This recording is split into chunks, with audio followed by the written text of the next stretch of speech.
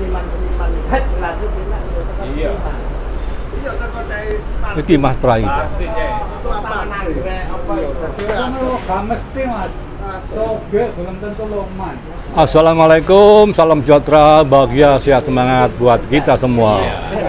Jumpa lagi dengan channel Informasi Amang Mawati. Teman-teman penonton channel saya, sekarang saya sedang berada di Bengkel Kopi Surabaya di Jalan Raya Prapen nomor 22 Surabaya. Saat ini teman-teman wartawan, sastrawan, penyair, cerpenis sedang berkumpul di Bengkel Kopi Surabaya, Bengkel Seni, untuk membahas rencana berikutnya sesudah sukses menggelar acara pembacaan puisi dalam rangka Hari Pers Nasional tahun 2022 di Untak, Surabaya pada tanggal 12 Februari yang lalu. Nah, saat ini selamat siang Mas Sastyo Wilutomo. Ini Mas Sastyo ini seorang cerpenis, seorang programmer televisi. Ini Mas Aming Aminuddin, Presiden Penyair Jawa Timur. Ini Mas Kris Maryono, veteran reporter RRI Surabaya. Nah, ini yang pakai kaos merah. Ini Pak Karyanto, mantan redaktur opini Harian Surya. Nah, ini kemudian Pak Toto Sonata, wartawan dan penyair redaktur Harian Suara Indonesia. Dulu ya teman-teman, sekarang beliau penyair lah. Ini Mas Adam Acehni, wartawan bisnis Indonesia yang cerpenis. Nah, kemudian ini Mas Widodo Basuki, seorang pelukis, penggurit, wartawan, pemimpin redaksi majalah berbahasa Jawa Jayabaya. Nah, teman-teman, saat ini kita sedang membahas rencana ke depan sesudah sukses menggelar acara literasi di kampus Untak tempo hari. Dan ini rencananya pada bulan Agustus akan mengadakan penerbitan antologi puisi Cinta Tanah Air dalam rangka peringatan 17 Agustus Hari Kemerdekaan Republik Indonesia yang ke-77. Kemudian akan dilanjut dengan penerbitan kumpulan puisi Hari Pahlawan pada bulan November mendatang. Nah, mungkin nanti Mas Adam bisa menjelaskan maksud dari pertemuan malam ini. Beliau ini adalah ketua panitia yang ditunjuk untuk mensukseskan nanti acara pada 17 Agustus. Monggo Mas Adam. Selamat siang, terima kasih Mas Amang. Kita ini wartawan-wartawan yang sudah berusia di atas 50 ya. Sebagian sudah pensiun dari perusahaan media masing-masing, tetapi menolak untuk pensiun, artinya itu masih terus berkarya gitu. Jadi karena kita latar belakangnya dulu di bidang sastra, sehingga sekarang ini kita akan membuat buku, kumpulan puisi, dan kumpulan cerpen. Nah, nanti akan kita baca di suatu tempat gitu, di gedung, dan ini acara nanti akan berlanjut Mas. 1 tahun itu 2 kali, sehingga kita terus dirangsang untuk berkarya supaya kita tidak, kreativitas kita tuh tidak mandek Mas. Meskipun kita usianya sudah di atas 50, sudah 60 tahun. 60 tahun. Saya sudah 60 tahun lebih. Saya 68. Ah, itu. Sampai berapa? 65 saya. 65. Tapi kita tuh menolak untuk yang paling muda Mas Widodo Basuki. Iya. Ini paling muda. Ini jadi kita menolak untuk pensiun dalam berkarya Mas. wah, itu yang benar, menolak pensiun. Ya, terima kasih. Ya. Ini sekarang giliran Presiden Penyair Jawa Timur. Wes, ayo ngomong Pak Presiden. Ngomong rencana kita ini. Ada yang menarik bahwa ketika orang-orang tua bertemu dan masih punya semangat untuk berkarya, ini hal yang sangat menarik. Itulah kenapa dengan pertemuan ini kita akan terus panjang umur, karena selalu silaturahmi. Insya Allah akan mendapatkan sesuatu yang barangkali beda dengan yang lain. Beda dalam konteks bahwa kita masih mau terus nguri-nguri sastra. Kalau perlu memang tidak hanya sastra Indonesia, sastra Jawa akan menarik karena ada Widodo Basuki yang sebenarnya ini adalah juragannya sastra Jawa. Monggo Mas Widodo. Saya ini kebetulan ini paling muda ya, gak apa-apa ya, tapi sesamaan. Ya, saya belajar pada yang sudah senior ini, tapi semangatnya nih. Yang penting ini semangat. Bagaimana kita bersentuhan lagi dengan dunia tulis menulis sehingga kita tidak pernah berhenti. Teman-teman, ini Mas Widodo Basuki ini peraih 2 penghargaan sastra Rancake. Ini penghargaan sastra yang bergengsi. Iya. Ya pernah dapat itu, tapi itu kan yang dunia sastra ya. Kalau di bidang jurnalis ya terus nguri-nguri basa Jawa. Pokoknya yang penting semangat kan, Pak Mangge. Sekarang giliran Mas Setio Wiwitomo. Beliau ini pernah puluhan tahun menjadi programmer SCTV di Jakarta. Sekarang beliau ini Setio Wiwitomo adalah Humas Setikosa ABS, Sekolah Tinggi Ilmu Komunikasi Massa Surabaya, alma mater wartawan Surabaya. Iya, terima kasih. Ya, saya itu kan ibaratnya masuk kembali di komunitas teman-teman para sastrawan ini kan ibaratnya seperti hidup lagi gitu ya.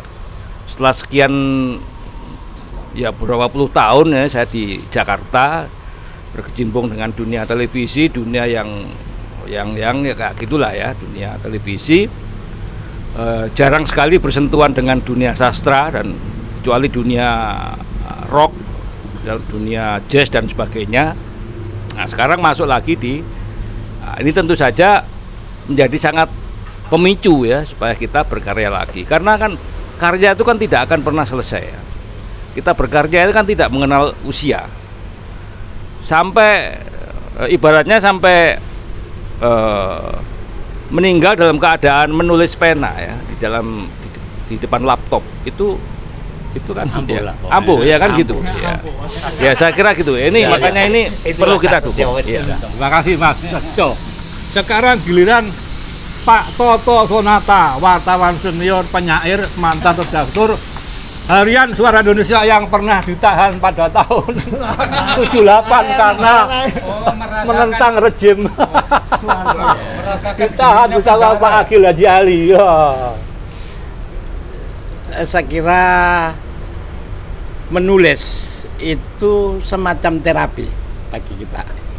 Jadi ketika ada pandemi COVID-19 ini, tentu kita semua banyak berada di rumah. Nah, karena banyak berada di rumah itu, maka kegiatannya adalah menulis. Menulis paling tidak di Facebook, di jagat virtual kita, di WA, di Facebook. Ya tentu yang ada selain Facebook apa?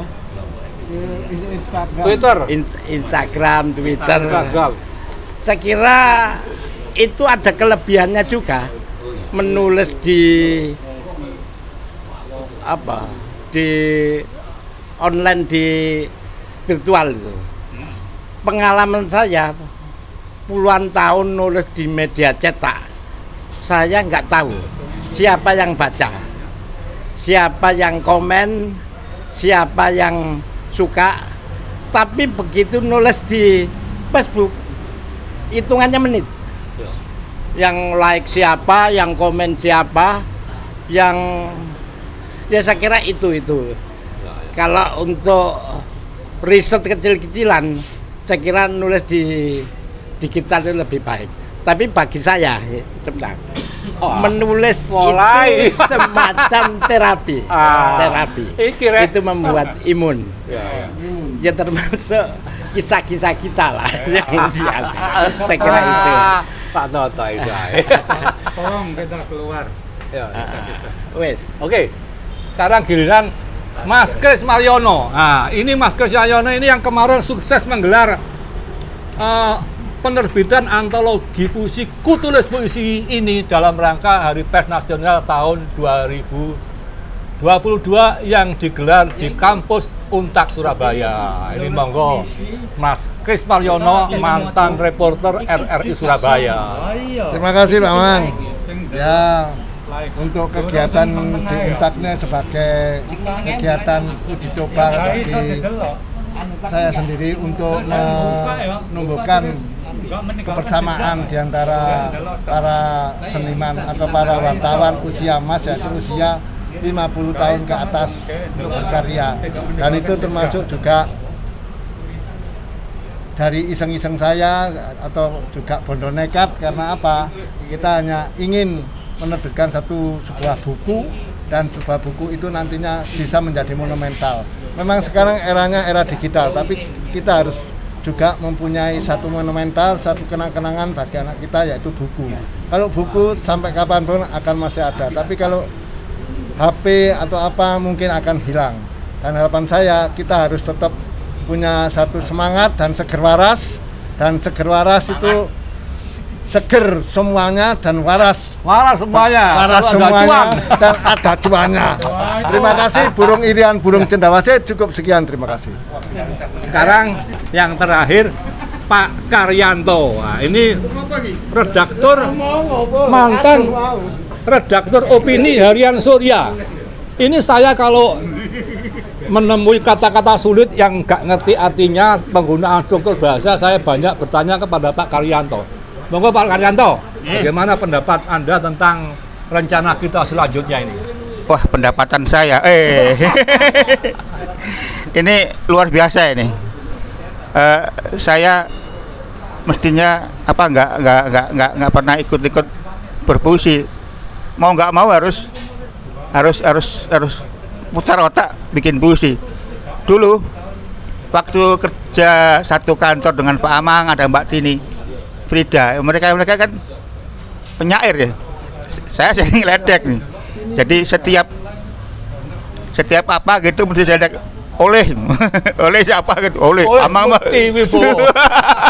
Ya kayak gitu. Jadi saya sering meledek. Dan sekarang ini kok saya terseret ke dalam dunia puisi ini, ya harus dinikmati dan harus dilalui dengan nyaman ya. Terus kalau saya nggak sering ya, kadang-kadang menulis cerpen. Itu saya dulu waktu kuliah punya idola penulis cerpen namanya Gerson Poik, Pak ya. Gerson Poik. Ya. Itu alang novel Sang Guru. Nah, itu saya sangat mengidolakan dia karena cerpennya itu menggambarkan soal kehidupan, realitas kehidupan. Nah, itu saya kok tertarik. Nah, itu yang kalau saya pernah membuat cerpen itu mungkin idenya dari Pak itu Gerson Poik gitu ya. Itu waktu kuliah itu saya sangat mengidolakan. Itu sampai suatu ketika di belakang kantor kita di pos kota di Jalan Banggungu dulu itu ada kisah yang menarik, dan itu saya angkat ke dalam cerpen. Hari ini saya kirim, paginya sore langsung dimuat di Surabaya Pos. Saya juga heran, kenapa kok secepat ini, padahal yang lain-lain itu kok susah masuk Surabaya Pos begitu. Terhadap nah itu juga membuat saya di Harian Surya dulu pernah saya bikin semacam wayang kontemporer ya, bukan wayang yang dari asli Pakem, dari luar dari Pakem, tapi ditarik ke dalam situasi saat ini. Jadi ada lucunya, ada kritiknya, semacam itu. Dan rencananya mau saya bukukan, ternyata kok klipnya hilang semua. Aduh ya. Di redaktor Surya Bakar. Pernah saya cari di Surya itu udah amburadul lah dokumennya, jadi saya harus hampir mana sih. Jadi Cakir sih pernah minta diulang yuk. Golek nang surga yuk. Angel lah. Begitulah Bapak-bapak, mudah-mudahan kita rencana ke depan soal puisi ini tetap kita semangat. Kalau kata Cak Akir semangat ada artnya gitu. Terima kasih, matur nuwun. Demikian teman-teman, bincang-bincang saya dengan para wartawan usia emas. Nah, usianya rata-rata sudah di atas 50 tahun, bahkan lebih banyak yang usianya di atas 60 tahun. Nah, mereka ini meskipun sudah sudah usia emas, sudah lansia, sudah sepuh, tetapi semangatnya untuk tetap berkarya di dunia literasi tidak akan surut, tidak pernah surut. Nah, nanti teman-teman akan bisa melihat bagaimana karya mereka pada bulan Agustus dan November yang akan datang. Semoga informasi yang saya berikan pada siang hari ini di Bengkel Kopi Surabaya, Bengkel Seni Surabaya, bermanfaat buat kita semua. Wassalamualaikum, salam sejahtera, sehat semangat buat kita semua. Terima kasih.